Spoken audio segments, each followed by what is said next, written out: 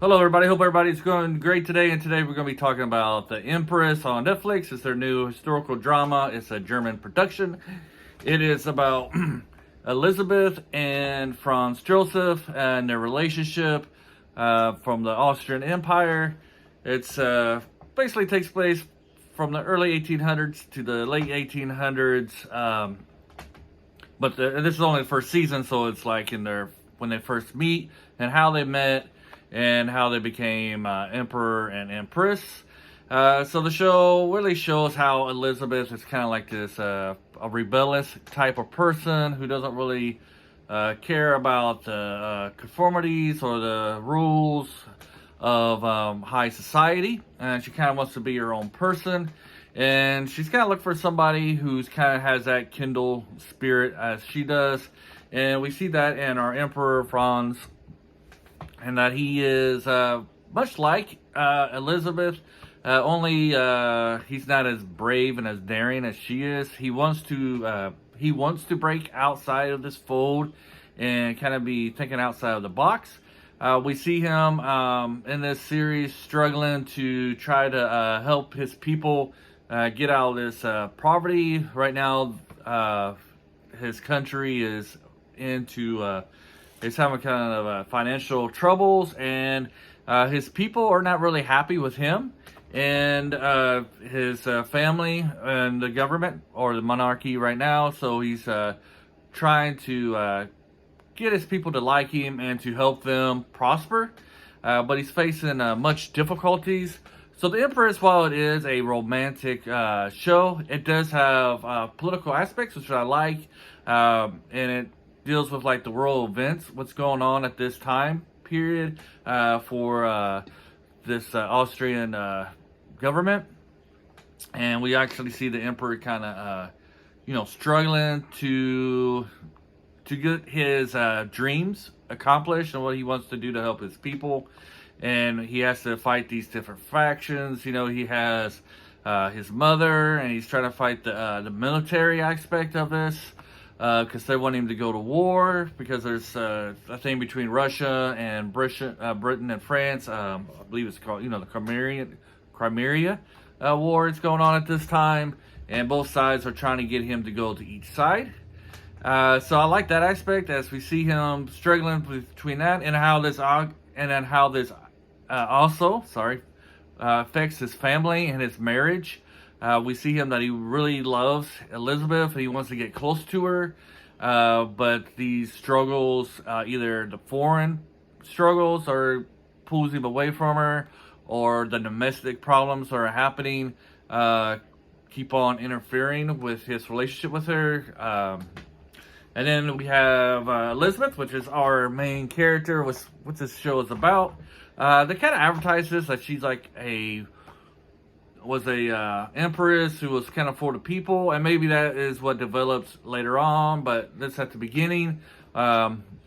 We see that while she doesn't really care that much about the power and all these stupid regulations and rules that they have for her, and she keeps on trying to pull away from those strings that keep on pulling her back into this role that she has. She's somebody who she just loves her husband, and the empress part just comes secondary. She just wants to be like a normal human being. Like, she wants to have her own freedom. She doesn't want to have to be tied down to these rules that they have for her, for the empress, and she doesn't really see why she has to do these things. What's the benefit of them? She sees them as a hindrance to who she is and what she wants to be. And we see this a few times during this series when she makes a public appearance. I don't really want to ruin too much. If they would have let her alone, her public appearance would have been a lot more positive and would have been seen more positive by the people. But because, in this instance, she's not allowed, her feet are not allowed to touch the dirt kind of thing. They had to pick her up, and it's made her look like a weak person, a weak woman in front of the public, and turned the public kind of against the monarchy, especially her, and because the people at this time are really living in poverty. They're having a hard time, and they see this woman who's of life of privilege, and she can't even bear to walk barefooted. But the reason she's walking barefooted was actually for a charitable cause, so she gave her shoes away. And we just see like everything that these nobles are doing are really turning the people against them. And what's really good about this is that Franz, he really sees that the people don't like the military, really don't like how things are going right now and have a negative view. And he wants to change his perspective, but his mother is so entwined and so prejudiced. Well, not prejudiced, but she's so stuck in her ways that she doesn't want to change and kind of go with the current of how things are doing. She just wants to stick to how things have always ran because it's always worked. But that's no longer really working for the people, and they're starting to rebel more. And the more they rebel, the tighter that she wants the government to be on the people, to restrict them. You know, she's out there encouraging to hang people just for being rebellious or speaking out against the monarchy. And while Franz is more like he wants to hear the people and their complaints and try to solve them and, you know, try to work with the people to make their lives better. His mother is totally against this and wants, you know, like the people don't know what's good for them, only, you know, the king does or the emperor. So we see these two people, Franz and Elizabeth. They got the same attitude about things. They're willing to change. They were more open-minded to how things can be run and to better the people. But you got the older generation kind of stuck in their ways and preventing them. And we see that Elizabeth is more willing to break this way, to rebel. But while Franz, he's somebody who wants to change his stuff.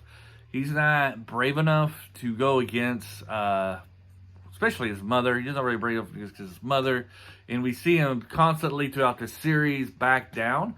Like he wants to take Elizabeth's side, but then eventually he ends up taking his mother's side, or, you know, somebody over one of his advisors' side over her, and it causes like a little rift in their marriage at this time period. At this point, we see that often to the point where we get to episode 6, where well, I don't want to give it away, but episode 6 is like, I believe it's a do or die type of situation for this couple. And this series, the first season, definitely ends with a cliffhanger. But I gotta assume that with the popularity of this series, and that it's actually good, it's really a good series, that we'll get a season 2 and we get to see a closure on how the events at the end of episode 6 will transpire into the future. Even though Elizabeth, she is the main character, but they do give her some character flaws, which is good. Somewhat, I did some research on the character, like briefly, not to no hard nose dive, but it seems like they basically got the spirit of her personality right in these. While she is somebody that does kind of feel for the people and stuff, she's still kind of naive to what her own status is and her own I don't want to say personality, but her own characteristics of what she does.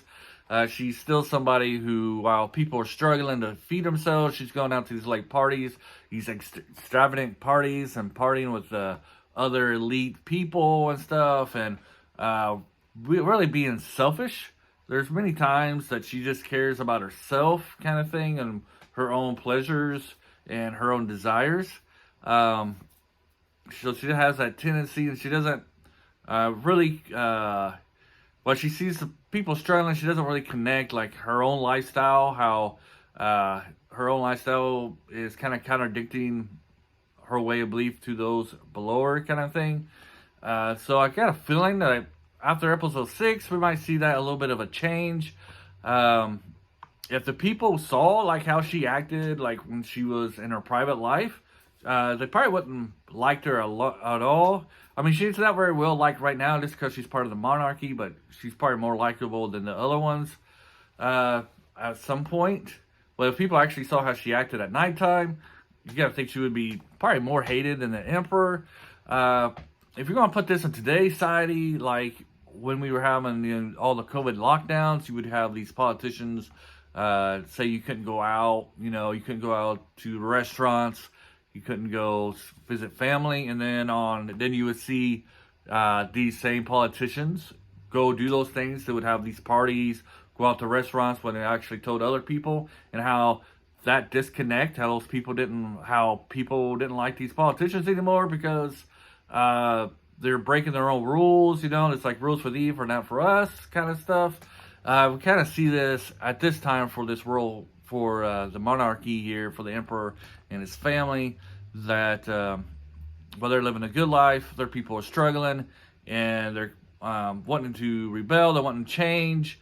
While the emperor does hear this, and he's here for the people, right now he is kind of weak in that he won't stand up for the people. He kind of bends to his mom. But we also see moments of where he does have courage, like he refuses to join the war. He keeps on standing up for that kind of purpose. He's trying to go behind his mother's back to, establish a railroad, which will increase trade, which will help the country prosper. So we see that he does have good intentions. We'll see that if he was able to follow through with these, or if politics and his things that are out of his control, events that are out of his control, will prevent him from becoming the monarch that he wants to be. So I did enjoy this. I'm not really sure if there's anything else I want to say about this series. We got great characters. I guess go on. We got his the middle brother, Maximilian, who's very ambitious, and we see him undermining his brother a lot in this, because he has aspirations of maybe someday taking over his brother's position. He's probably the villain. If there's a villain, he's definitely the villain of this story at this point.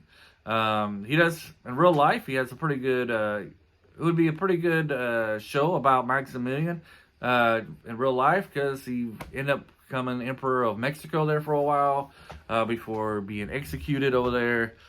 So he does have a pretty cool story to tell of his own, but right now he's definitely the villain of this. Not only does he's trying to get Franz's empire, he fell in love with Elizabeth about the same time as Franz, so he was wanting her to be his wife. And him and Elizabeth are a lot the same too in ways, but his rebellious state is more for gaining more power for himself. It's more for selfish reasons on that standpoint, where he wants to have more control, more power, while Elizabeth, she just wants to be free. She's not doing stuff for being this freedom for more power and control over people, as Maximilian is. And then so Maximilian's trying to get Elizabeth, and he's trying to get Franz's empire, and we'll see what happens. There's a point at the end where some military people are coming for him. Are they going to support him? Are they coming for him to support him, or are they coming to arrest him? We'll probably find that out in second season. Probably get that way, because nobody listens to these videos at this point. Then we got the little brother. He's pretty cool, nice kid. He's in real life, he was a homosexual, and they got that portrayed too. That's what he'll eventually become. He likes dressing in girls' dresses and stuff, and that was perhaps how he was in real life as well. So the show does, I think, do a pretty good job being historically accurate. But like I always say in my other videos, never get your history from TV shows, because it will take liberties. Best to do your own research. If you're here at 14 minutes, congratulations. I'm glad you made it this long. Give a thumbs up, and have a great day, and bye.